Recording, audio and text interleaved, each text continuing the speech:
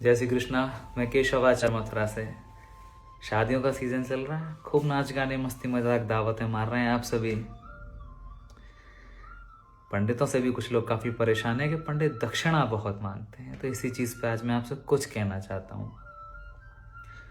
देखिए, आप देख रहे हैं नई पीढ़ी में बच्चे पंडित नहीं बनना चाहते। कोई पिता अपने पुत्र को पंडित नहीं बनाना चाहता, और बनाना चाहे तो बेटा नहीं बनना चाहता। एक डॉक्टर चाहता है मैं अपने बेटे को डॉक्टर बनाऊं, एक इंजीनियर चाहता है अपने बेटे को इंजीनियर बनाऊं, एक पंडित भी यही चाहता है मैं अपने बेटे की नौकरी लगाऊं, भले ही वो 15-20 हज़ार कमाए, पर मैं उसकी किसी भी तरह से जॉब लगा दूं। ऐसा क्यों? क्योंकि वो जानते हैं कि इस प्रोफेशन को लेकर के बाकी और काफ़ी सारे प्रोफेशन हैं जिनमें उन्हें ज़्यादा आसानी, सरलता और पैसा नज़र आता है। इसीलिए नई पीढ़ी के बच्चे पंडित नहीं बनना चाहते। एक चपरासी की वैकेंसी होती है तो 100 वैकेंसी के लिए हजारों फॉर्म आते हैं। और किसी मंदिर पे एक ब्राह्मण को लगना हो तो उसके लिए लोग ब्राह्मण ढूंढते रहते हैं। पता है क्यों? क्योंकि मंदिर पे रहने वाले ब्राह्मण की सैलरी उतनी होती जितने का आप महीने भर में दूध पी जाते हैं। तो कोई क्यों बनना चाहेगा पंडित? और इस चीज को लेकर के भी लोगों को बड़ी शिकायत है कि शादियों में 11,000 की डिमांड करते हैं, इतना पैसा मांगते हैं। उनसे आप मूल बात करते हैं। मैं देखता हूँ अपनी आंखों से 500 रुपये दक्षिणा दी जाती है विवाह करने की ब्राह्मण को। कहते हैं कि अरे आप ब्राह्मणों के मांग कैसे सकते हैं? ब्राह्मणों को तो संतोषी होना चाहिए, जो आपको प्रेम से दे वो रख लेना चाहिए। जब होटल बुक करने जाते हैं, होटल वाले से कह सकते हैं, बाजे बुक करने के लिए जाते हैं, लाख से 50,000 रुपये आपके बैंड बाजों में खर्च हो जाते हैं। वहां पे आप उनसे कहते हैं कि श्रद्धा से हम जो देंगे वो आप रख लीजिए। ब्राह्मण शादी में वर कन्या चिरंजीव हो, स्वस्ति न इंदु वृद्धश्रवा, आपके कल्याण के मंत्र पढ़ते पढ़ते थकते नहीं है। और जहाँ लाखों रुपए की अब दावत कर देते हैं ना, दावत खा करके टिश्यू पेपर से हाथ पहुंचते हुए लोग कहते हैं ये चीज़ बड़ी खराब थी, इस चीज़ में बड़ी कमी थी, गालियां देते हैं पीछे से आप सबको। वो लाखों रुपए आप खाने में खर्च करते हैं, एक मिठाई भी कम कर देंगे ना तो ब्राह्मण को भरपूर दक्षिणा मिल जाएगी उसमें। आप बाजे नहीं करेंगे तो विवाह हो जाएगा। आप लाखों रुपए की स्टेज पे सजावट ना करेंगे तो विवाह हो जाएगा। आप डीजे ना लगवाएंगे तो विवाह हो जाएगा। पर यदि एक ब्राह्मण विवाह कराने नहीं आया ना तो आपका विवाह नहीं हो पाएगा। देखिए, जो कमजोर लोग हैं, जो बहुत समृद्ध नहीं हैं, उनके बच्चों के विवाह होते हैं तो ब्राह्मण समझते भी हैं, पंडित समझते भी हैं, कम भी लेते हैं। पर आप समृद्ध हैं, आपके लाखों में पैकेज हैं, उसके बाद भी आप ये उम्मीद करते हैं कि 500-1100 रुपये में ब्राह्मण पूरी रात वेद मंत्रों से आपका विवाह कराए। आप ही कैसे सोच सकते हैं? कोई गरीब करे तो समझ में भी आता है, समृद्ध लोगों को मैं ऐसा करते हुए देखता हूँ। कपड़े सिलवाने में आप कॉम्प्रोमाइज नहीं करते, हजारों लाखों रुपए आप कपड़ों पे खर्च कर देंगे। क्यों? एक बार विवाह हो रहा है ना, बार बार थोड़ी ना होगा। तो ब्राह्मण आपका विवाह एक बार ही करवाने आ रहे हैं। जीवन में एक सबसे बड़ा उत्सव आपका दाम्पत्य संस्कार बहुत मायने रखता है जीवन में।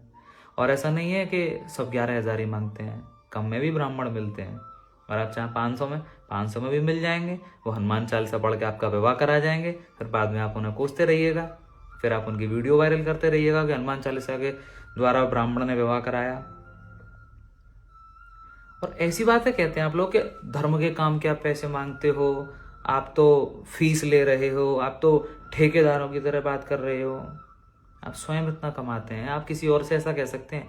बाजे वाले से, घोड़े वाले से, खाने वाले से, स्टेज वाले से लाखों रुपए की मिठाई के डब्बे बांट देते हैं। आप इतनी ज्वेलरी खरीदते हैं, इतनी सजावट करते हैं, इतनी लाइट लगाते हैं, 60% पैसा आपका वेस्टेज जाता है शादियों में। और ब्राह्मण के नाम पर आपको इतनी तकलीफ हो जाती है। नहीं, बंद कर देंगे ब्राह्मण आगे। ये प्रोफेशन जो है आप सब लोगों की वजह से बहुत कठिन हो चुका है। कोर्ट मैरिज कर लीजिए, वकील से जाकर के पूछिए कितनी फीस लेंगे, फिर आकर के ब्राह्मण से बात करिएगा, किसी पंडित से पूछिएगा। और वकील से जाके कहिएगा नहीं, जो हम श्रद्धा से देंगे वो रखिए आप, नहीं हम तो आपको 1100 रुपये ही देंगे। एक ब्राह्मण पूरे दिन इंतजार करता हुआ शाम से रात को पूरी रात आपका विवाह करा करके अगले दिन प्रातःकाल अपने घर जाता, उसमें भी आप उससे ये उम्मीद करते हैं कि ना 1100-500 दे दें। और मैं आज दिन देखता हूँ ये करते हुए लोगों को, बहुत ही शर्म आनी चाहिए आपको। आपकी मंगल कामनाएं करने के लिए आते हैं वो, आपको आशीर्वाद देने के लिए आते हैं वो। लाखों रुपए खर्च कर रहे हैं आप उस शादी में। अगर 11,000 ब्राह्मण ले भी गया तो कोई फर्क नहीं पड़ेगा उससे। आपका सम्मान बना रहेगा, आपको आशीर्वाद देता रहेगा। बाकी किसी चीज़ में आप कम नहीं कर सकते। ब्राह्मण से आपको सारी उम्मीद रहती है, पंडितों से, कि वो बिल्कुल कम कर देंगे। आप डॉक्टर के पास जाते हैं ना, तो आप देखते हैं कुछ डॉक्टर ऐसे होते हैं जो 50 रुपये फीस लेते हैं 2 मिनट देखने की, कुछ ऐसे होते हैं जो 2000 भी लेते हैं, कुछ ऐसे होते हैं जो 5 रुपये में की फीस में ही आपको चूरन भी दे देंगे, चटनी भी दे देंगे, इंजेक्शन भी लगा देंगे। पर जो ऐसा इंजेक्शन लगाएंगे ना, वो 6 महीने तक दर्द सही नहीं होगा उसको आपका।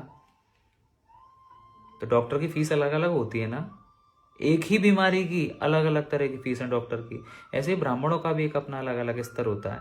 आप करा लीजिए, हनुमान चालीसा पढ़ पढ़ के आपका पूरा विवाह करा जाएंगे। नहीं पढ़ेंगे सुमंगली के मंत्र, नहीं कराएंगे विधान से आपका विवाह, बचत करनी है आपको। खैर, ज्यादा कुछ ना कहते हुए, धर्म को बनाए रखना है तो सुधार लाने की जरूरत है उन लोभी व्यक्तित्वों को जो शादियों में ब्राह्मणों का शोषण करने का प्रयास करते हैं। कुछ बुरा लगे तो क्षमा कीजिएगा, अच्छा लगे तो शेयर कीजिएगा। जय श्री कृष्ण।